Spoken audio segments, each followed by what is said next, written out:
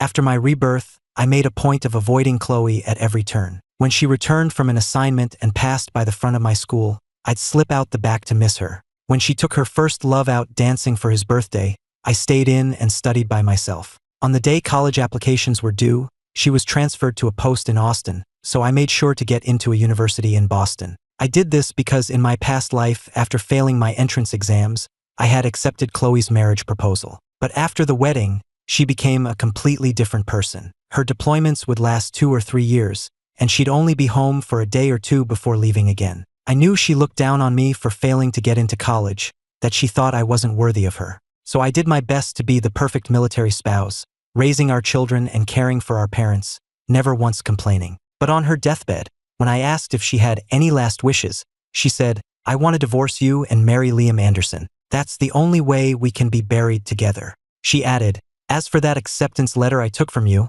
I've paid for it with my entire life. Ethan, I don't owe you a thing. I don't have much time left, and I want to spend it with the man I truly love." I felt like I'd been struck by lightning. It wasn't that I had failed my exams all those years ago. It was that Chloe had stolen my acceptance letter and given it to Liam. He went on to become a university professor, while I became nothing more than a small-town farmer, my world confined to the kitchen. All along, Chloe and Liam had conspired to steal the life that was meant for me. An icy dread filled my heart, and I was so unsteady I could barely stand as I questioned her, my voice raw with anguish.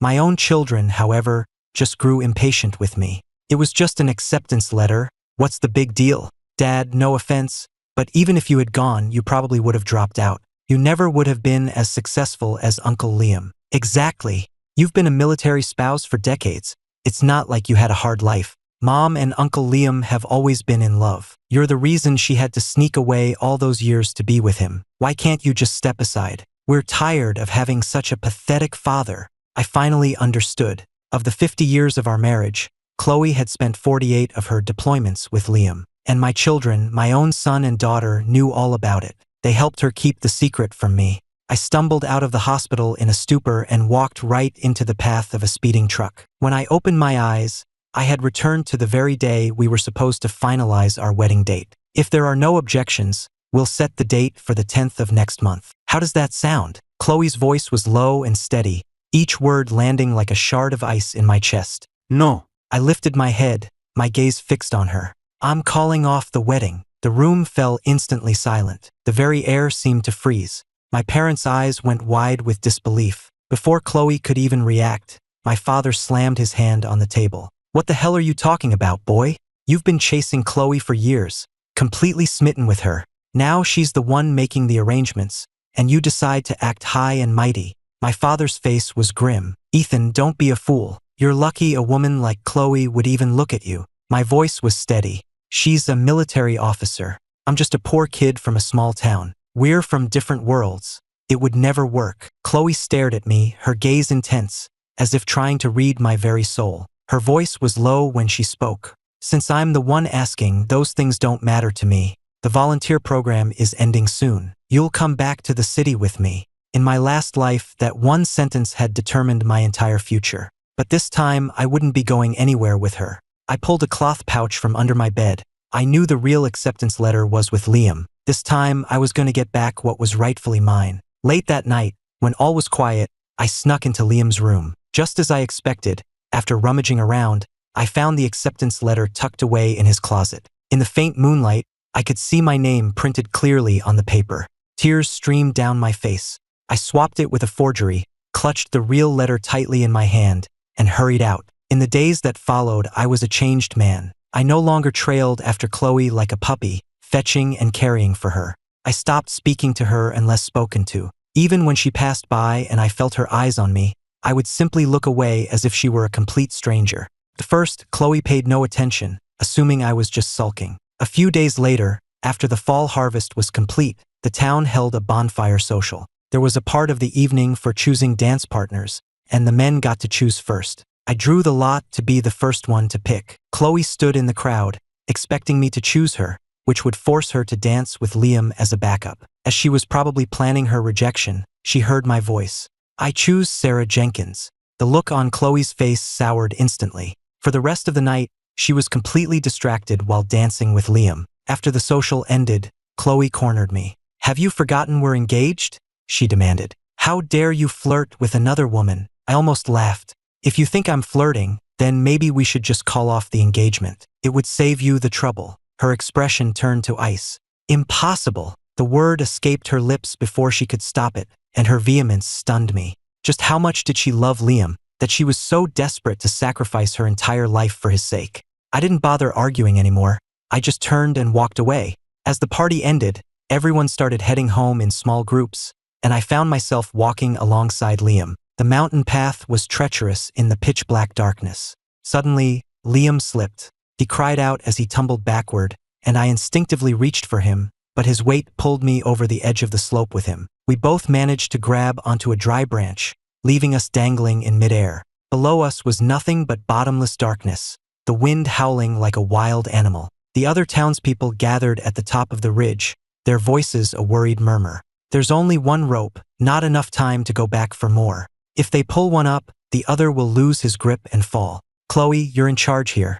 You have to make the call. I say we save Ethan. He's a hard worker, a good man. Yeah, and he's her fiancé, right? Of course she'll save him first. Chloe stood at the edge, her eyes fixed on the two of us suspended over the abyss. Liam's face was ashen, his eyes begging. Chloe, save me, he pleaded. I just held on, my gaze calm as I watched her. She hesitated for only a moment before speaking, her voice clear and firm. Save Liam first. My heart plummeted as if struck by a physical blow, and a bitter smirk formed on my lips. I knew it. No matter how many chances I gave her, her choice would always be the same. The second they started pulling Liam up, the branch shifted violently. My grip failed, and I fell backward into the darkness. Luckily, the others were quick. Several pairs of hands shot out, grabbing my arms and hauling me back over the edge. I was dragged to safety, my body a mess of cuts and bruises.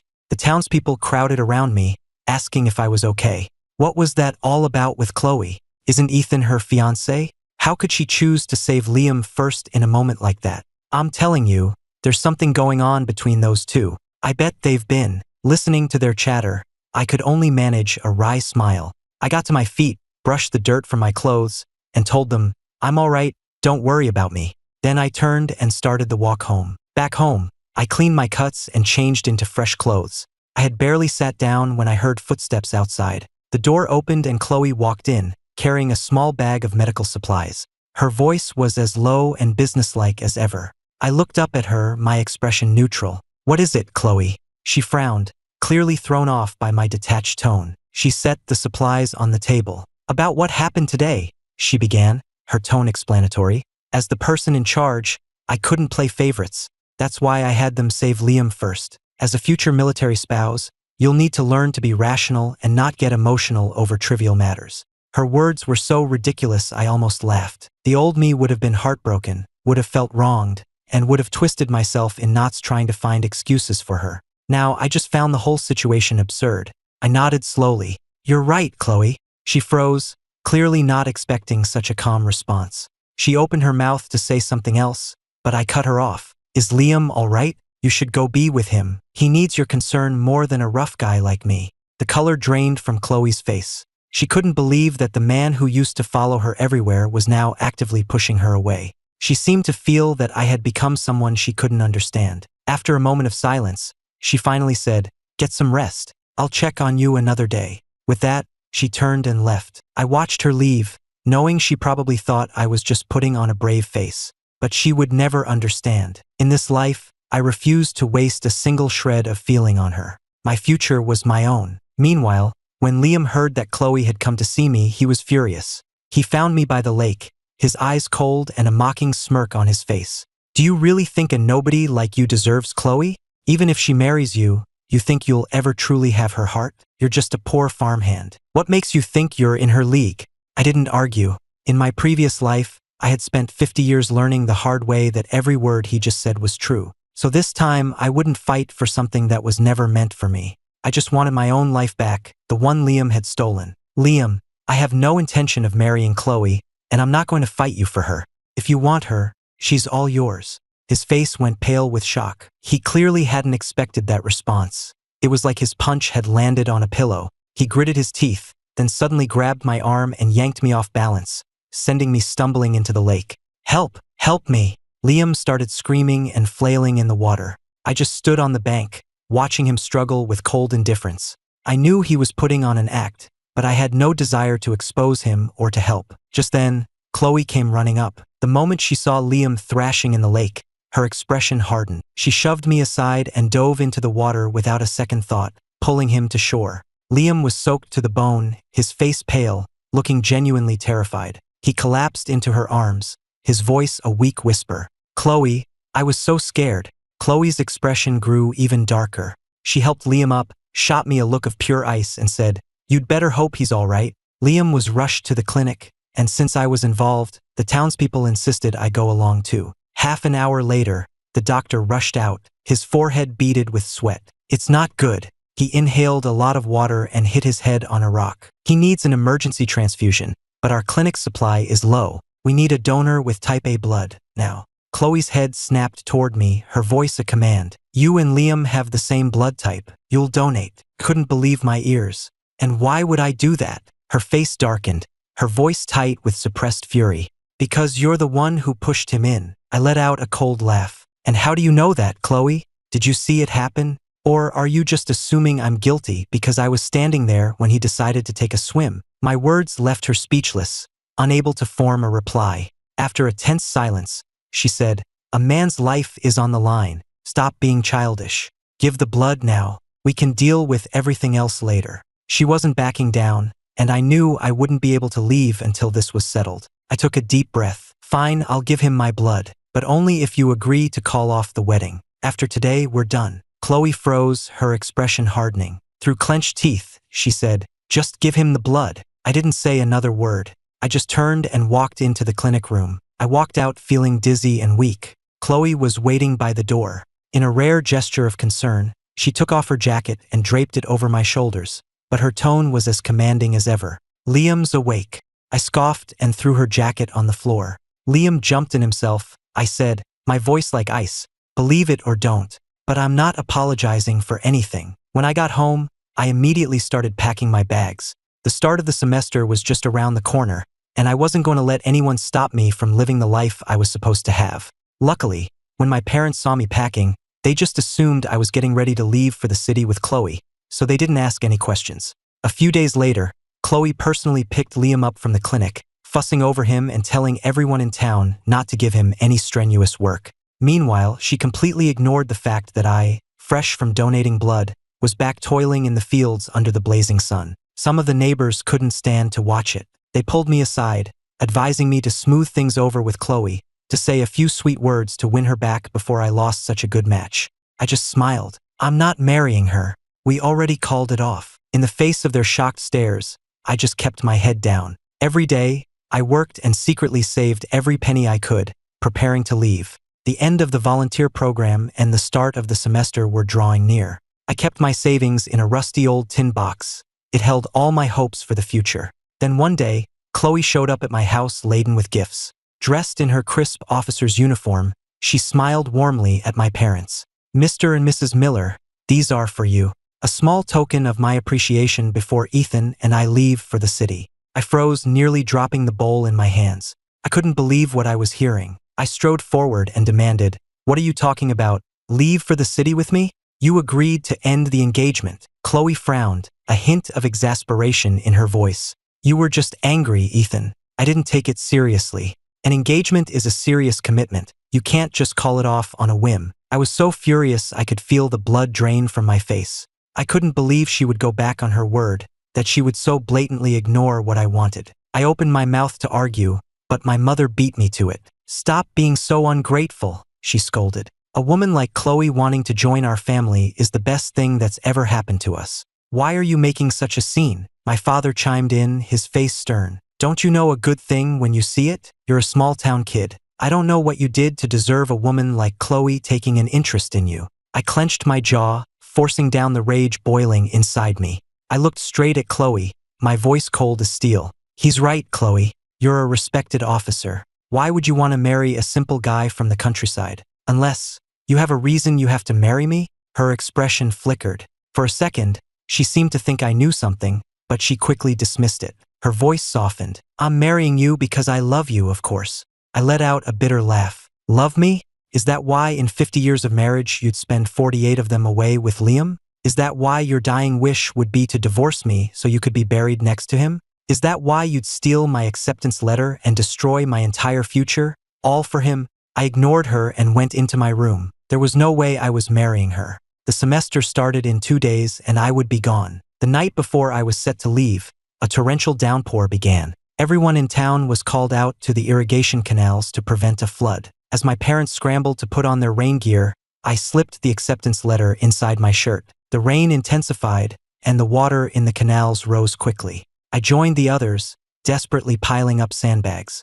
Just then, Liam appeared under an umbrella, his face pale. "Chloe, I came to help," he said. Chloe rushed over to him, her voice scolding. "Liam, what are you doing here? It's too dangerous. You need to go back." He shook his head stubbornly. "No, Chloe. I'm staying with you. I can't let you face this danger alone." She frowned, about to argue more, but at that exact moment, the embankment gave way.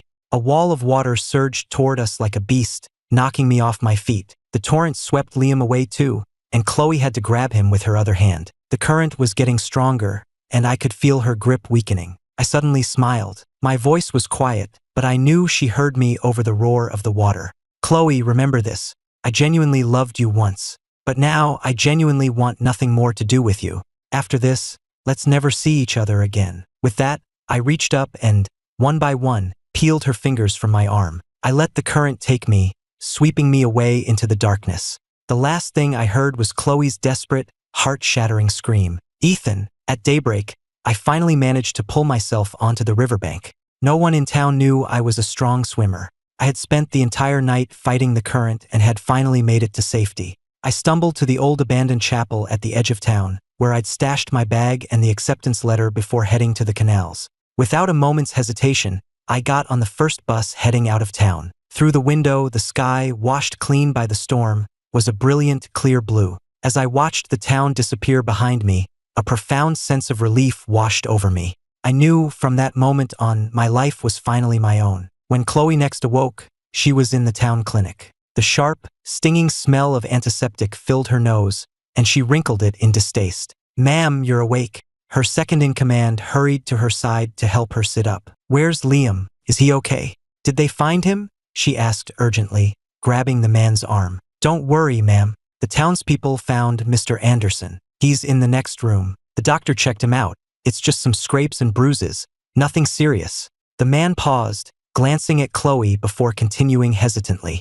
But as for Ethan Miller, his tone was hesitant, as if he didn't know how to break the news. At the mention of my name, a strange sense of panic gripped Chloe. "What about Ethan? Spit it out. How many times have I told you not to mumble in your reports?" Startled by her sharp tone, the man snapped to attention. "Ma'am, our men and the townspeople have been searching for 3 days and nights, but there's no sign of Ethan Miller. The old-timers think he was likely washed too far downstream." "How is that possible? It's not that big of an area. How can they not find him? Get back out there and search now. I don't care what it takes. Find him." Chloe was so agitated that she moved too quickly, jarring an injury and sucking in a sharp breath of pain. Seeing her desperation, her subordinate didn't dare hesitate. "Yes, ma'am. I'll organize a larger search party right away." But he couldn't help but wonder. She had never seemed to care much for me before. This sudden concern was out of character. After he left, Chloe sank back against the pillows,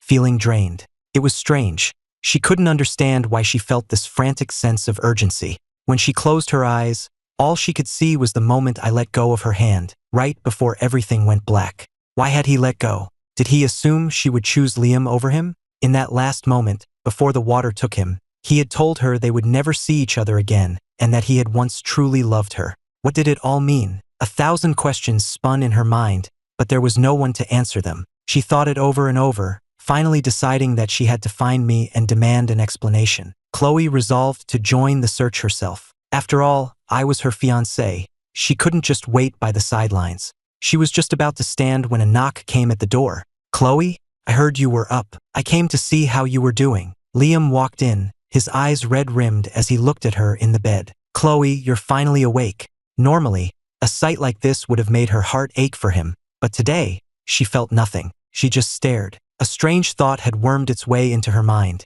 If Liam hadn't shown up, maybe I wouldn't have been swept away. Maybe I wouldn't be missing right now. Seeing her blank expression, Liam grew concerned and gently nudged her arm. Chloe? What's wrong? His touch snapped her out of it. I'm just still a little dizzy from waking up. I'm glad you're okay. We both made it out, but they still haven't found Ethan. Since he had brought me up, Chloe was about to suggest they search together, but his next sentence stopped her cold. Chloe, college registration is this week. I need to get my things ready. The wedding is obviously postponed, but I can't miss registration. I don't think I'll be able to help with the search parties. The urgency in his voice was unmistakable. He knew it sounded callous to bring up college at a time like this, but registration was just days away, and he couldn't afford to waste any more time. Chloe was taken aback. I had been missing for days, yet Liam showed no concern for my well-being. His only worry was missing the start of the semester. It was as if my life meant nothing to him. Staring at his familiar face,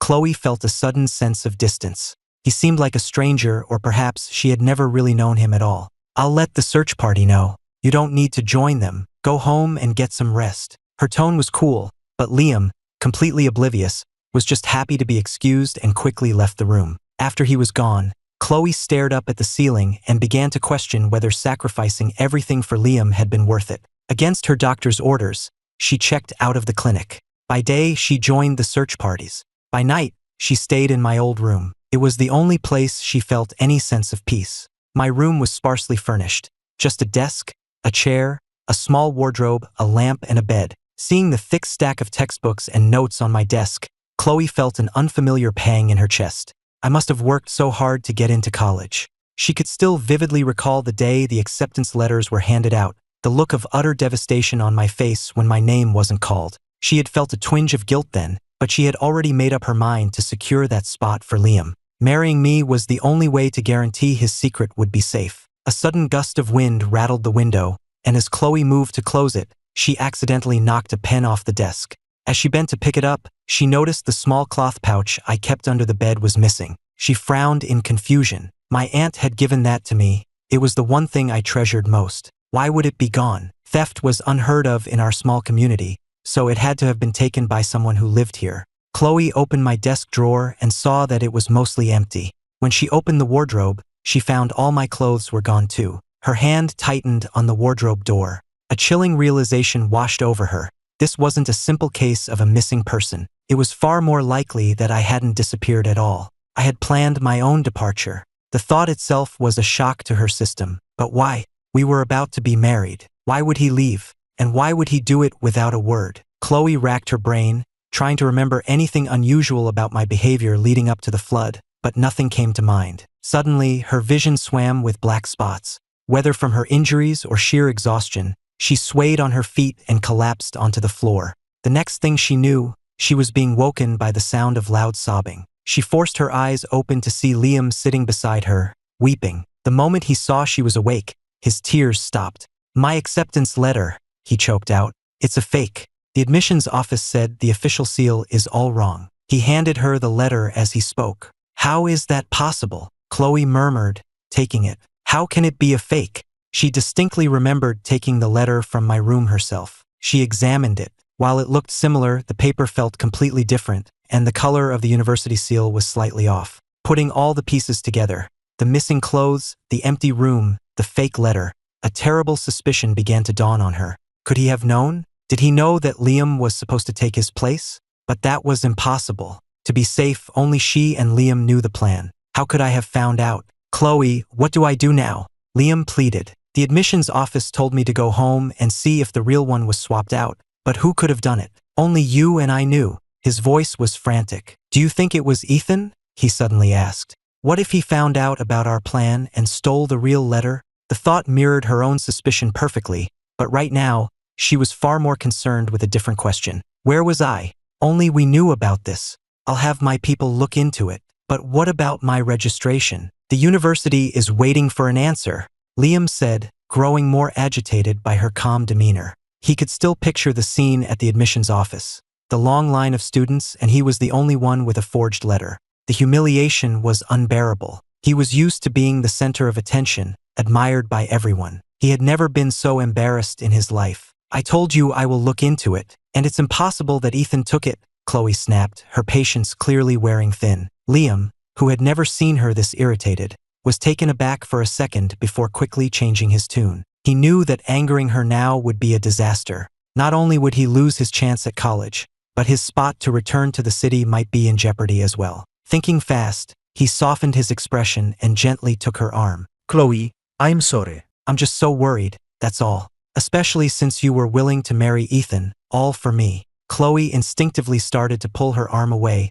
but before she could, the door to the room swung open. What is going on here? It was my parents. Seeing the two of them together, their faces hardened. Chloe Vance, what is the meaning of this? You're the one who arranged this marriage, and this is how you behave. Is this how you plan to treat our son? My mother was livid, and she didn't care about Chloe's rank. Mr. and Mrs. Miller, it's not what it looks like. Please, let me explain, Chloe cried, quickly pulling her arm away from Liam. There's nothing to explain. We're simple people. We're clearly not good enough for an officer like you. Thank God our son is capable enough to get into college on his own merit. My father's voice was loud, and as he pulled my mother away, heads began to turn in the hallway. College? The word hung in the air, leaving both Chloe and Liam stunned. So I did know. I knew I had gotten in. Ignoring the stares of the onlookers and Liam's calls, Chloe turned and ran out of the clinic. She went straight to my old high school. Under the guise of checking records for the volunteer program,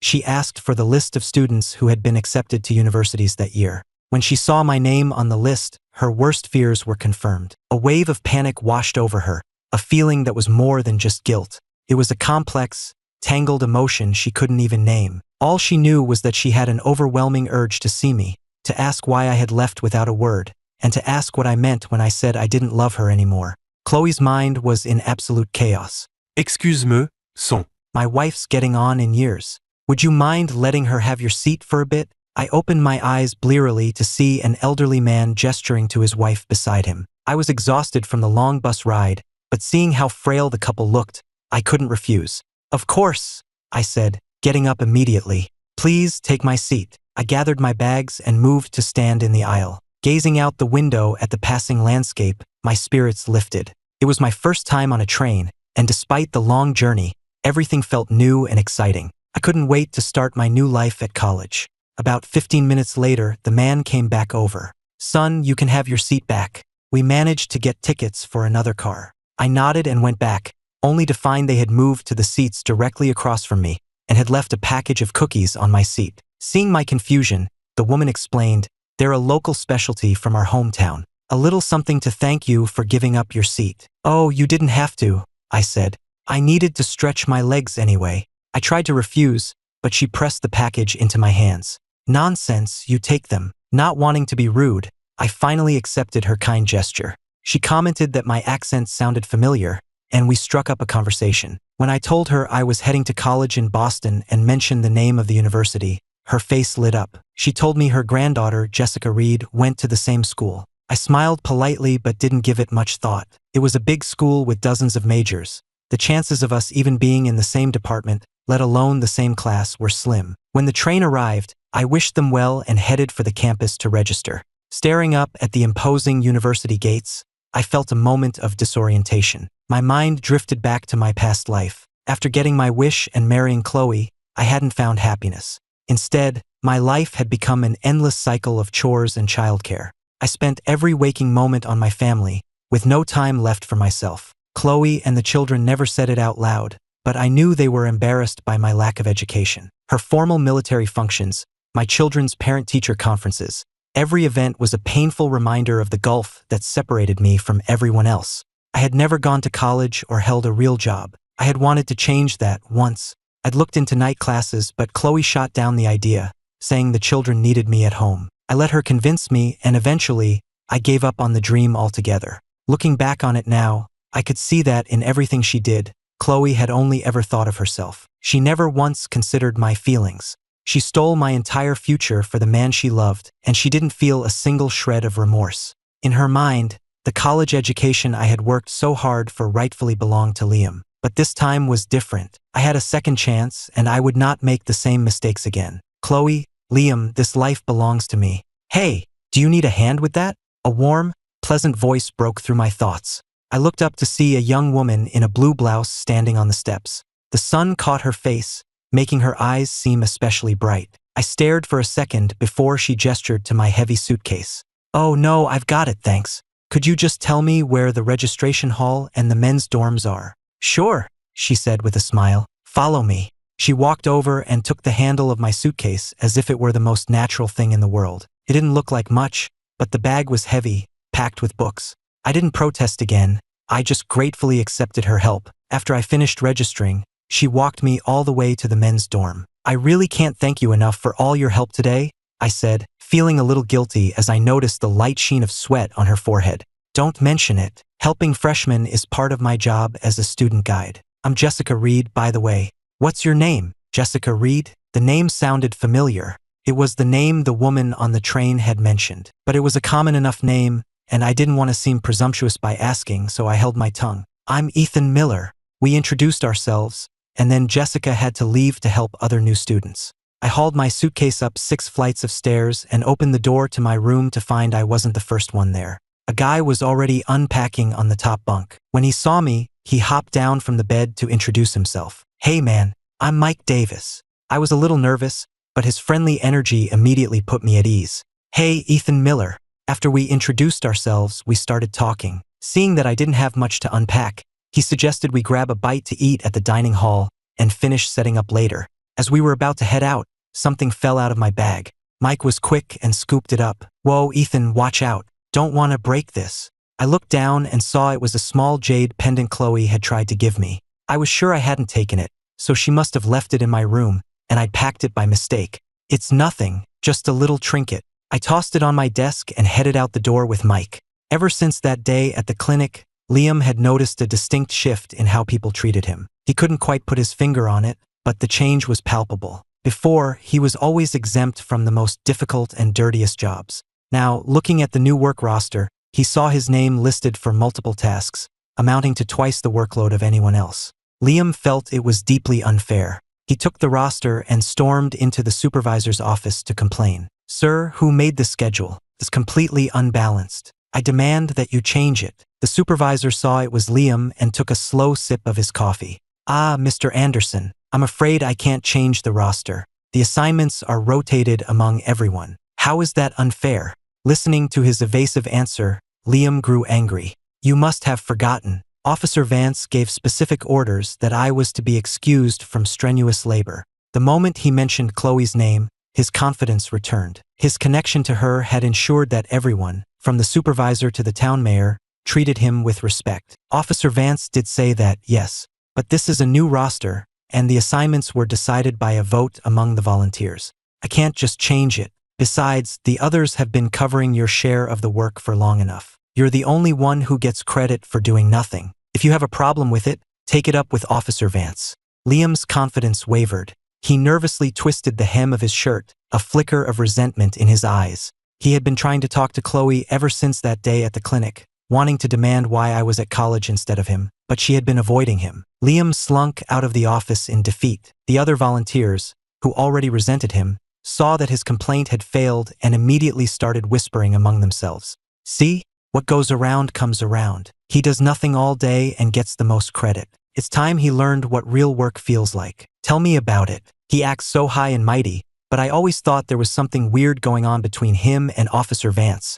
You won't believe it, but guess what? Ethan's parents walked in on him and Chloe. Half the town saw it. Now Officer Vance won't even speak to him. Let's see how smug he is now. No wonder she chose to save him instead of her own fiancé during the flood. The truth always comes out." Their voices were low, but the sound of their snickering was sharp and clear. Liam, standing just a short distance away, heard every word.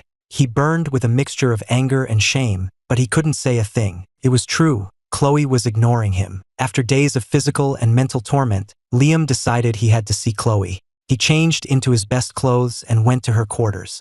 Strangely, no one stopped him this time. He found her easily, and she seemed to be expecting him. An inexplicable sense of dread crept over Liam. Chloe seemed different somehow.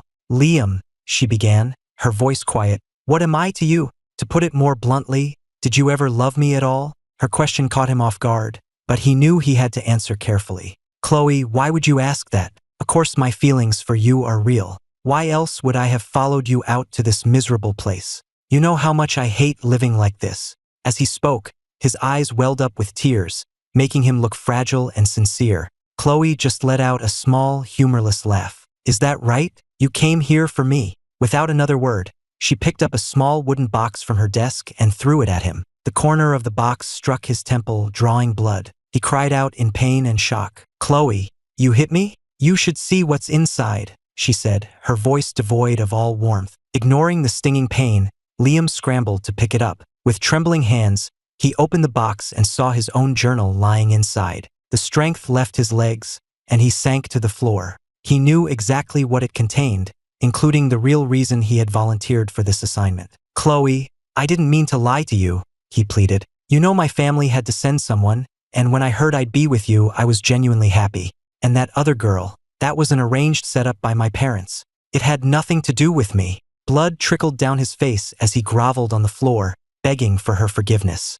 Chloe looked at him and felt only a profound sense of disappointment. This pathetic creature was nothing like the man she thought she knew. She walked over and crouched in front of him, grabbing his chin in a grip so tight he thought his jaw would break. "You said you came here for me, so I did everything you asked. You said you wanted to go to college, so I risked my career to steal an acceptance letter for you. Liam, have you ever told me the truth about anything?" His eyes flew open, his face turning deathly pale. "Chloe, my feelings for you were real, I swear. Please, you have to believe me," he begged, grabbing at the hem of her uniform. "How can I believe a man who doesn't even care if someone lives or dies?" His pleading stopped, and his expression turned ugly. "And what about you? You didn't keep your promise to me. Now Ethan is off at college while I'm rotting in this hellhole. You claimed you didn't love him, but you were frantic when he disappeared. You're no better than I am, Chloe. You're just as ruthless and manipulative. Who are you to judge me?" Chloe slowly released his chin, then slapped him hard across the face. The force of the blow sent him sprawling, and he tasted blood. "You hate it so much here in the country, don't you? Well, guess what? I can make sure you never get to leave. Your parents are so eager for you to marry, aren't they? I'm sure I could arrange a nice, permanent match for you right here in town. Then they wouldn't have to worry anymore." "No, I don't want that. I have to go back to the city. Please, Chloe, I'm begging you, just this once. Please let me go," he shrieked. But Chloe gave him no such chance. She simply called for 2 of her men to escort him out. Liam fought and struggled, screaming curses as they dragged him away. "You're a monster, Chloe Vance. I'll get you for this." "Mom? Your transfer orders to Boston have been approved. Here's the paperwork. If you could just sign here. When would you like to depart? Book me a ticket on the next available train." Chloe let out a breath she didn't realize she'd been holding. She walked to the window, looking down at the approved transfer papers in her hand, her heart beginning to beat a little faster. She had submitted the transfer request the moment she learned I was at college, but it had been stuck in processing for weeks. Now, with the official orders in her hand, she could finally go to Boston. Back in her room, Chloe packed a small bag. While clearing a bookshelf, she came across a small photograph. It was of the 2 of us. In the picture, I was leaning slightly toward her, a wide, happy grin on my face. It was the first picture we had ever taken together. I had begged her for it until she finally, reluctantly, agreed. I had given her the print afterward. Looking at it now, a wave of memories washed over her. She carefully tucked the photograph into her pocket. Staring at her reflection in the mirror, she made a silent vow. This time, she would not let me get away. It was only after I was truly gone that she had realized her own feelings had changed. Early the next morning, Chloe was on the first train to Boston, her heart a mixture of anticipation and anxiety. As soon as she arrived, she went straight to my university campus. Having already found out my major and my dorm building, she signed in at the front desk and waited outside. As students came and went, a growing sense of panic began to set in. She realized she was actually afraid to see me again. She saw someone who looked like me from behind and hurried to catch up, calling out, "Ethan!" The young man turned, a confused look on his face. He had the same build and hair color, but it wasn't me. Chloe realized her mistake, mumbled an apology, and went back to her waiting spot. She stood there for hours, waiting until evening fell, but I never showed up. Just as she was about to give up for the day, she saw me approaching from the other end of the quad. "Ethan," she called out, her voice low. My roommate, Mike, heard her and turned to look. "Hey, Ethan, I think that person over there is looking for you." I paused, following his gaze. When I saw Chloe standing there, my brow furrowed. What was she doing here? I thought she wasn't allowed to leave her post. Was this about Liam again? They must have discovered the letter was a fake and she'd come to confront me. But this was my spot, the one I had earned. It had nothing to do with either of them, and I had no intention of getting into a pointless fight. I grabbed Mike's arm and steered him toward our dorm. "Come on," I said. "I don't know her." My voice was cold, and I didn't spare Chloe a single glance. Chloe heard me, of course. She froze, rooted to the spot. She made a move to follow, but the dorm proctor at the entrance stopped her. Chloe had never been treated with such disdain in her life, but when she thought about what she had done to me, she had to admit she deserved it. Having come to this conclusion, Chloe turned and walked away from the campus with renewed determination. She had come this far. She would be patient. She would find a way to make me change my mind. Back in our room, Mike immediately went to the window to get the scoop. "Dude, that woman was gorgeous.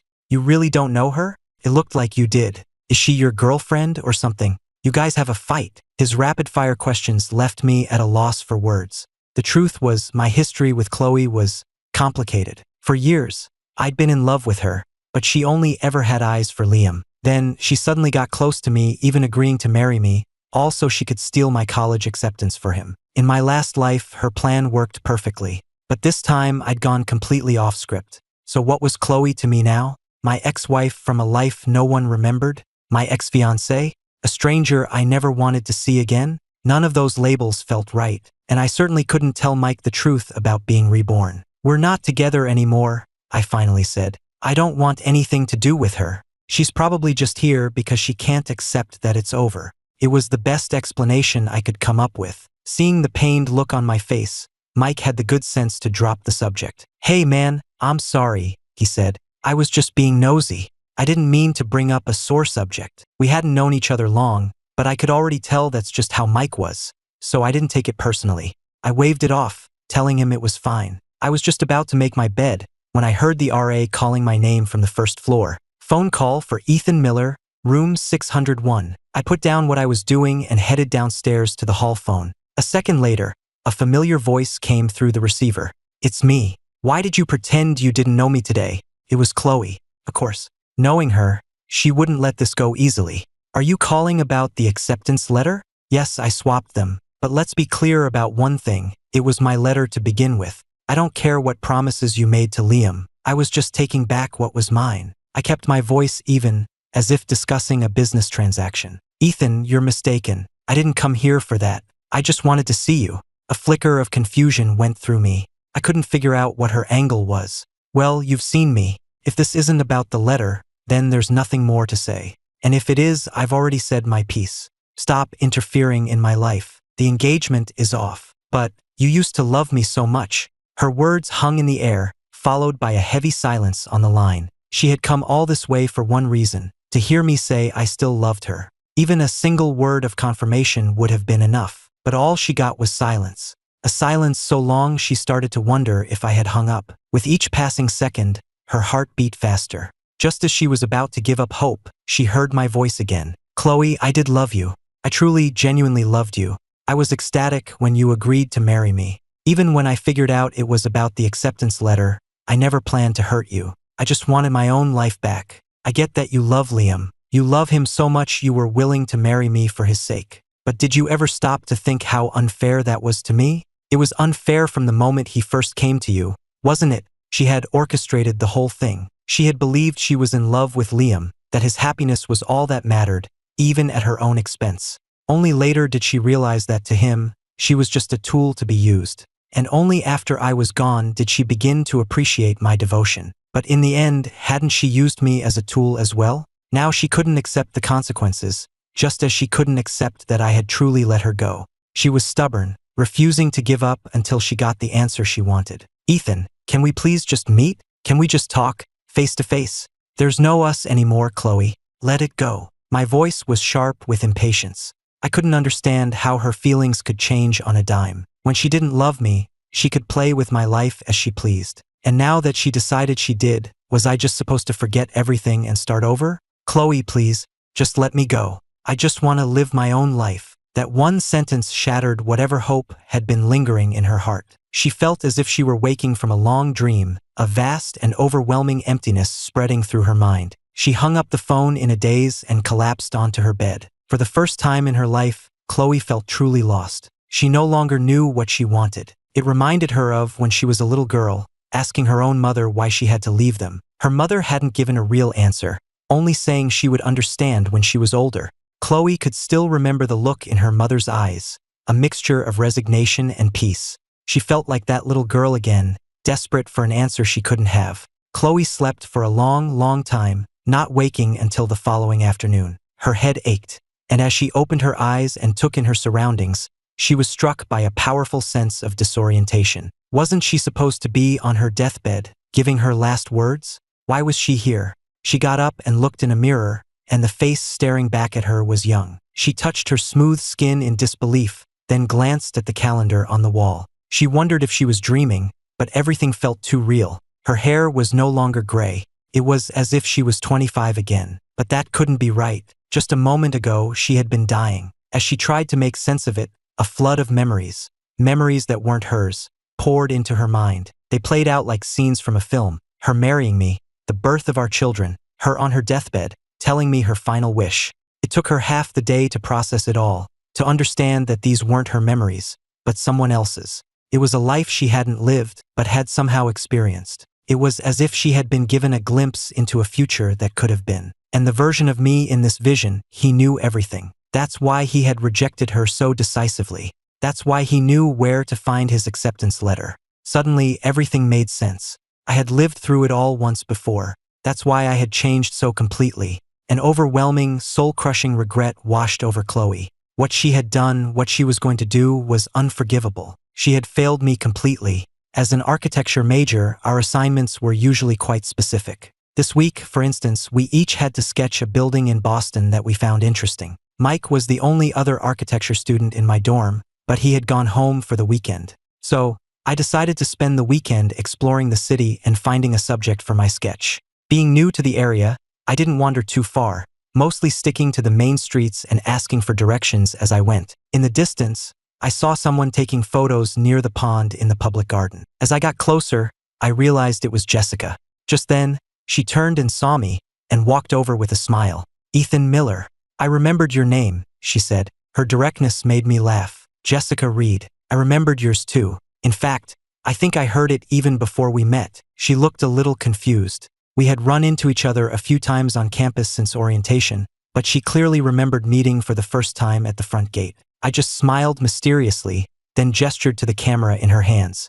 "Is that yours?" She nodded. "I have a project that requires some photos, so I brought it along. What about you? Don't tell me you're here for homework too." I gave a weary smile. What other reason would I be here on a beautiful weekend? "The light is perfect today," she said suddenly, looking right at me. "Let me take a few pictures of you. I can have them developed and give you the prints." There was a brightness in her eyes that made it impossible to say no. I stood awkwardly by the water's edge.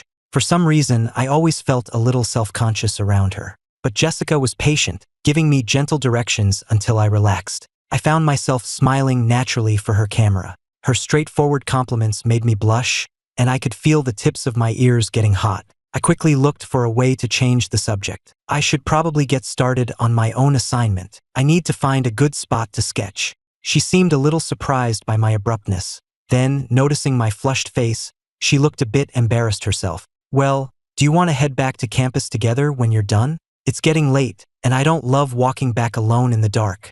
"Okay, I'll meet you over there when I'm finished," I said, turning away quickly. After I finished my sketch, we started the walk back to campus. We fell into an easy conversation, and I found that she had a fascinating way of looking at the world, completely different from my initial impression of her. I had initially pegged her as a very serious, by-the-book kind of person, but we found we agreed on so many things, and her knowledge of our shared field was impressive. Just as we were nearing the main gate of the university, a familiar figure caught my eye. It was Chloe. She was back. I thought I had made myself perfectly clear last time. What did she want now? The smile vanished from my face. Jessica, walking beside me, noticed my expression change and followed my gaze to see Chloe approaching. I instinctively took a step back, and Jessica moved to stand slightly in front of me. shielding me from Chloe's line of sight. "Ethan, who is that?" Seeing Jessica's protective gesture, Chloe's expression darkened. She had finally begun to understand the truth of what had happened between us. She wouldn't let someone new get in her way. When I didn't answer, Chloe started toward me, reaching for my hand. But Jessica stepped in her path, blocking her way. Jessica glanced from Chloe's determined face back to me. "Ethan, who is she?" "She's just someone I used to know," I said, my voice cold and distant, making it obvious I wanted nothing to do with her. "He's my fiancé," Chloe snapped, pushing Jessica's arm away. "Who are you?" At the word, fiancé, a flicker of surprise crossed Jessica's face. She didn't say anything, but her eyes shifted back to me, waiting for an explanation. "Do you want me to stay?" she asked quietly. I sighed. I knew Chloe. Running away wouldn't solve anything. I had to face her. "Just call if you need me," Jessica said, her voice loud enough for Chloe to hear. She gave Chloe one last wary look before stepping away. Chloe was clearly agitated, and Jessica was not about to leave me completely alone with her. Jessica retreated a few paces, waiting around a nearby corner. Chloe shot her a look filled with annoyance, but when her eyes returned to me, they softened. "Is she a friend of yours?" she asked, clearly fixated on Jessica. I found her sudden concern for propriety laughable. When she was engaged to me, she had no problem carrying on with Liam. Why the sudden obsession with labels? "Chloe, who she is none of your business. I thought I made myself clear last time. Why are you here?" Her persistence was exhausting, and my voice was laced with weariness. My non-answer about Jessica clearly bothered her. "I just want to talk," she said, her voice earnest. I think I understand now what went wrong between us. Everything that happened before, it was my fault. I wronged you. I never should have given your letter to Liam. Please, can you just trust me one more time? I'll go to your parents, we can rearrange everything. I promise this time, I won't let you down." She spoke with a desperate passion, her eyes pleading. "Chloe, I am never going to marry you. If that's all you came here to say, then we're done." I turned to leave. "Ethan, have you forgotten everything?" she called after me. "Were there no happy moments in our life together?" Her words stopped me cold. I spun around, incredulous. "How could you possibly know about that?" I have these memories. They don't feel real, but I know they happened. I even remember our children's names." "Ethan, you remember it too, don't you?" Her voice was laced with guilt. After all, she was the cause of it all. "And what if I do?" I shot back. "Chloe, do you really think I should care about the feelings of a woman whose dying regret was marrying me?" My expression hardened as I stared directly into her eyes. The humiliation of that life was still fresh in my mind. My own children despised me. My wife spent 50 years regretting she had ever met me. For that alone, I could never forgive her, much less marry her again. "But I know I was wrong," she whispered, her voice trembling. "I truly know that now." She looked so fragile, so utterly defeated, as if she might collapse right there. "Chloe," I said, my voice softening slightly, "I don't regret loving you, and I don't regret letting you go. The past is the past. I'm not going down that road again. I have my own life now. Please, let this be the last time you come to find me. I have to go." I turned and walked away without looking back. Chloe started to follow, but the campus security guard, whom Jessica had quietly flagged down, stepped in her way and asked to see her student ID. She was forced to stand there and watch us go, completely helpless. Jessica and I walked in silence for a while, neither of us mentioning what had just happened, though I knew she must have overheard some of it. Finally, I broke the silence. "Thanks for what you did back there. I know you were just looking out for me." "Don't thank me. You helped me too, didn't you?" she replied earnestly, gesturing to her camera bag. "Thanks to you, I got some great portrait shots for my project." Her tone was light and respectful. It was clear she had no intention of prying into my personal life, and I was grateful for that. "That friend of yours seems a little intense, though," she added. "If you ever need backup when you leave campus, just let me know." Her offer warmed me. Knowing Chloe, it was very likely she would be back. "Okay," I said with a small smile. "I'll take you up on that." She walked me all the way back to my dorm before we said goodnight. As I watched her walk away, I realized how easily I had come to trust her. Maybe it was her personality, or maybe it was just how comfortable I felt in her presence. I felt like I had gotten to know the real Jessica today. Back in my room, I left my sketchbook on my desk. Mike, who had just gotten back, immediately picked it up. "Hey, this composition is really good." I knew he was teasing me about more than just the drawing, so I tried to change the subject. "When did you get back?" I didn't even hear you come in. Mike wasn't having it. Don't change the subject. I saw you. A girl walked you all the way to the dorm. Looked like an upperclassman, maybe from our department? Spill it. Who was she? How do I not know about this? His loud voice immediately drew the attention of our other two roommates, who were always ready for some gossip. The three of them surrounded me, and I didn't know whether to laugh or cry. Realizing they weren't going to let it go, I told them the whole story, from how I first met Jessica during orientation to running into her at the park today. I tried to downplay it, but they were convinced I was leaving out the juicy details. I had to practically swear an oath that I was telling the whole truth before they finally let it go. After returning from the university that day, Chloe was in a daze. Her mind was constantly flooded with images of me, some from our recent encounters, others from that other lifetime that felt just as real. She grew listless and distracted. Her second-in-command, deeply concerned, took her to a hospital for a battery of tests, but they found nothing wrong. The doctors prescribed some sedatives at her request, but they didn't seem to help. As he helped her walk, her subordinate spoke cautiously. "Ma'am, headquarters is asking for you to return to your post." "My work here isn't finished," she replied, her voice firm. "I'm not going back." He tried again. "Ma'am, there's also the matter of an anonymous tip. Someone reported that you tampered with Ethan Miller's acceptance letter. There's no proof, so it hasn't caused any official problems, but who was the source?" Chloe wasn't surprised. Besides Liam, who else would be so desperate to see her fall? She walked to the window, watching the people bustling on the street below. After a long moment, she suddenly changed her mind. She was going back. Her subordinate assumed she meant she would finally follow orders and return to her official post, but that wasn't what she had in mind. She was going back to the small town, alone and off the record. "Let me come with you, ma'am. I'm worried about you in your current state." But her mind was made up, and there was nothing he could do to change it. And so, Chloe made the journey back to our small town, all by herself. As she packed, she left her medication behind. She took only a few changes of clothes and the small photograph she now carried with her everywhere. It was her most prized possession, the only tangible link she had left to me. When she arrived, she went straight to my old room. It was thick with dust, untouched since I had left. She found a broom and a rag and, with painstaking patience, cleaned the entire room until it was spotless. She didn't know why, but back in Boston, her mind had been a chaotic storm of memories. Here, in this quiet room, her heart finally began to feel calm. As a gentle breeze blew through the open window, a small, folded piece of paper fluttered out from the window sash. She picked it up and recognized my handwriting. Her hand began to tremble as she unfolded it. Written on the paper over and over again was a single name, Chloe Vance. Each letter was carefully, perfectly formed. The secret heart of a boy, laid bare on a scrap of paper.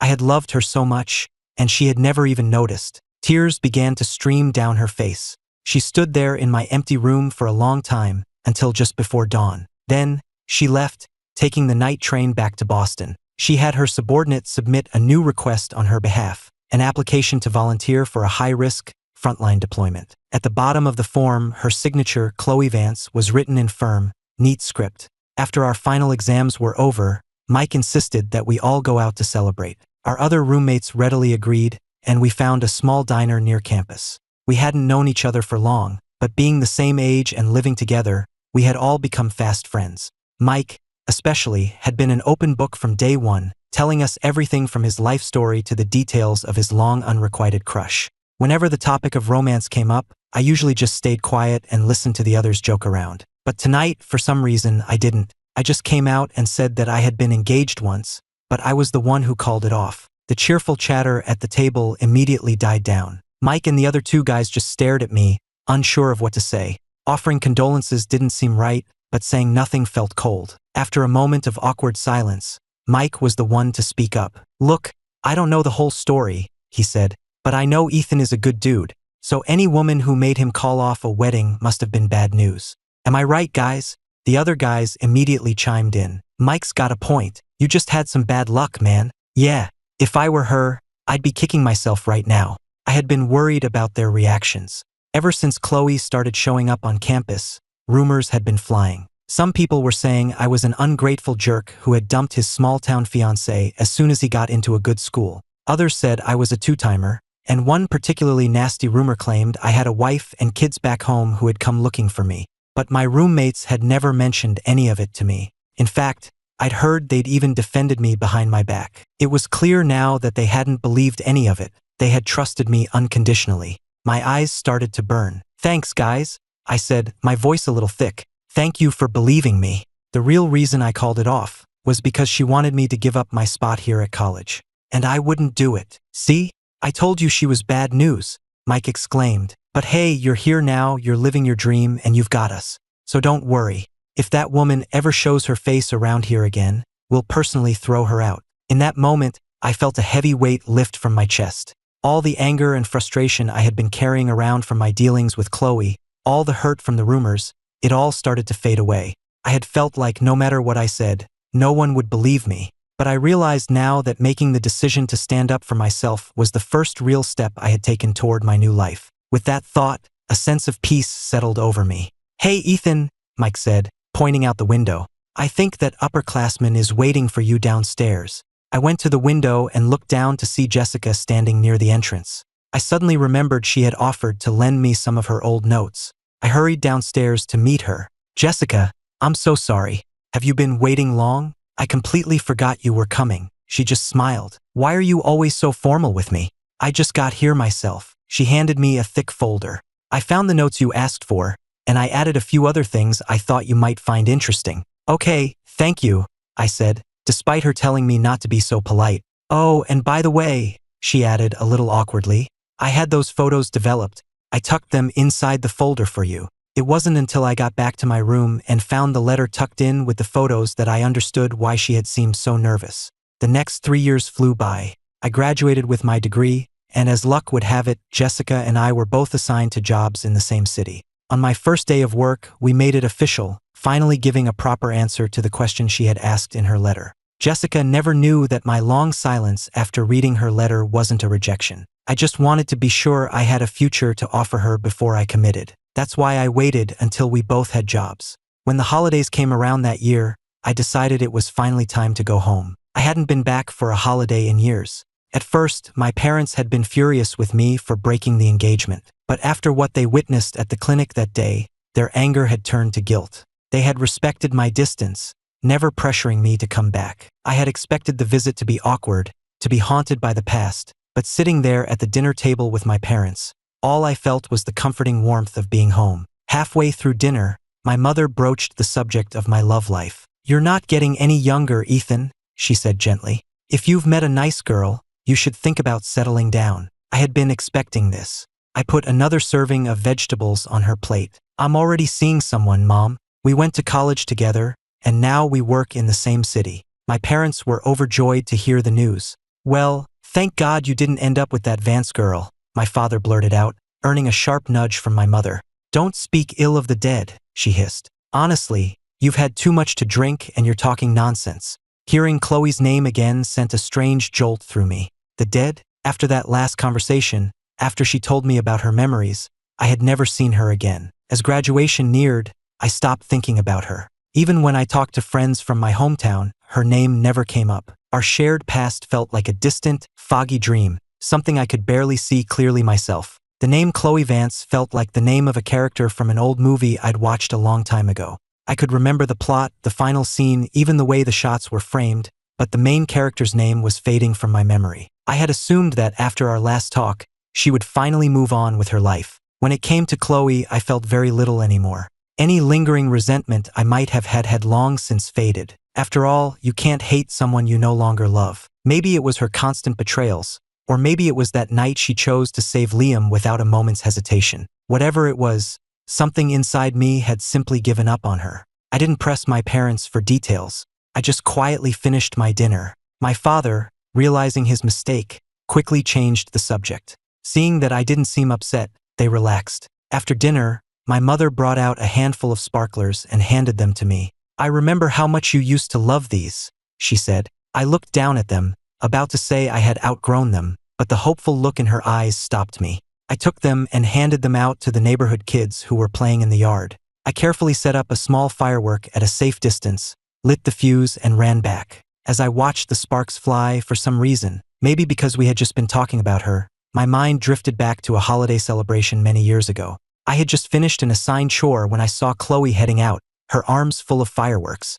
I called out to her, asking where she was going, but she didn't answer. She just pushed a handful of sparklers into my hand and hurried away. It was the first time I had ever lit a firework, and the night I first realized I was in love with her. But that was a lifetime ago. Hearing that she had passed away, I felt a brief pang of sadness, a momentary lapse, and then nothing. It all felt like it had happened to someone else a long, long time ago. Suddenly, I heard a voice call my name. I turned, and my heart skipped a beat. It was Jessica. I rubbed my eyes, sure I must be imagining things. "What are you doing here?" I asked, my own eyes suddenly burning. In the distance, fireworks lit up the night sky, and in my heart, something just as bright and beautiful burst into life. Thanks to my solid academic performance and hard work, my professors had taken a liking to me. After I completed my postgraduate internship, they offered me a teaching position back at the university. I was ecstatic. It was a dream I never would have dared to have in my past life. My life grew busier, but I felt a deep sense of peace and fulfillment. I felt like I was finally living up to the second chance I'd been given. Rejecting a toxic marriage, getting a college education, all the things that had been impossible in my last life were now my reality. I was just about to call Jessica to share the good news when a little girl walked up and presented me with a huge bouquet of flowers. I was surprised, but I thanked her and took them. "Look at lucky Ethan. So when's the wedding?" I'm getting anxious on Jessica's behalf over here. One of my colleagues, Leo, teased. I flushed a little. "We're not in a hurry. I want to be a little more established in my career first. Besides, I haven't even proposed yet." "The way she looks at you when she visits? It's intense," Leo added. I thought about it. I remembered being struck by how bright her eyes were the day we met, but I hadn't noticed anything else. "Are you kidding? I've seen it. You're probably just too busy thinking about architectural formulas to notice," Leo said, then quickly darted away before I could retaliate. After everyone had left, I just shook my head with a smile and went back to my work. The door creaked open, and assuming it was Leo coming back for more teasing, I prepared to tackle him. But the person who walked in was Jessica. I tried to stop myself, but my momentum carried me forward, and I ended up stumbling right into her. We were suddenly inches apart, my arms around her, my eyes locked on hers. I realized then that her eyes were even more beautiful up close. When she realized I was staring, her face flushed a deep crimson, quickly let go, flustered. "Oh, it's you. I'm so sorry. I thought you were Leo. He was just giving me a hard time." "What did he say that made you want to attack him?" she asked, laughing at my clumsy explanation. "I brought you some soup," she said, her voice full of genuine concern. "I know you haven't been eating properly lately." She carefully opened the thermos and handed me a spoon. "Try it. I made it just the way you like." I took a sip. It was delicious. "Leo already told me what you said," she continued softly. "And it's okay. I can wait. Whenever you're ready to get married, I'll be the one to propose." Her words made me choke on my soup. She quickly handed me a napkin as I coughed, my face burning. "He tells you everything, doesn't he? That kid. I'm going to have a serious talk with him." "I'll help you," she said, her earnest tone making me laugh. "Did he also tell you his condition for our marriage? That we have to buy him a mountain of those expensive imported chocolates?" I asked, trying to steer the conversation into lighter territory. "I told him that was ridiculous." "What did you say?" she asked, her eyes sparkling with amusement. "Everyone else can see it so clearly," she said softly, gently brushing a stray piece of hair from my face. "You're the only one who's oblivious." I looked at her, and my heart felt full. After what I had been through, I never thought I would want to get married again. But Jessica's love, her unwavering care and support, had changed my mind. I suddenly realized that even if this turned out to be a mistake, it was a risk I was willing to take. Just as I had bravely chosen a new life for myself that night by the river, I was now bravely choosing her. Boston was a city of harsh winters, but for me, any day with her felt like spring. 2 years later, at our wedding, Leo stood proudly with his arms full of expensive chocolates. "See? I told you so," he said smugly. "I knew it all along." I just shrugged. "Doesn't matter. I get a cut of your year-end bonus anyway." Seeing that we were about to start bickering, Jessica wisely intervened, sending Leo off to join the other guests. I leaned in close to Jessica. "So, I hear it was love at first sight for you," I whispered. A slow smile spread across her face. She pretended to think for a moment. "Was I that obvious?" I nodded solemnly. "Everyone else could see it. You were the only one who was clueless." She gently brushed the hair back from my temple. "From the moment I met you," she said softly, "I knew you were different. Something about your smile, your eyes, I was drawn to you. Looking at her, my heart felt warm and full. She had not only loved me but had helped me learn to believe in life again. After the betrayal and pain Chloe had caused, I never thought I would be able to trust someone enough to love again. But Jessica showed me what real love was: acceptance, understanding, and support. Me too, I said, taking her hand. From the moment I met you, I knew you were special. Thank you for coming into my life. Thank you for giving me a second chance. She smiled, her eyes full of love. I should be thanking you for letting me be a part of your life. I'll spend the rest of my life making you happy. After the reception, we walked home hand in hand. The night sky was full of stars, and a cool breeze rustled the leaves. I looked at my new wife walking beside me, and my heart swelled with a gratitude so profound it almost hurt. I had been through so much pain and betrayal, but I had finally found my happiness. Jessica looked up at me, her eyes shining. From now on, she said, whatever comes our way, we'll face it together. I squeezed her hand. I'll be right here, always. In that moment, I finally understood. Life doesn't cheat those who fight for it. If you're brave enough to chase after happiness, eventually you'll find it. And I had found the greatest happiness in the world, the love of Jessica.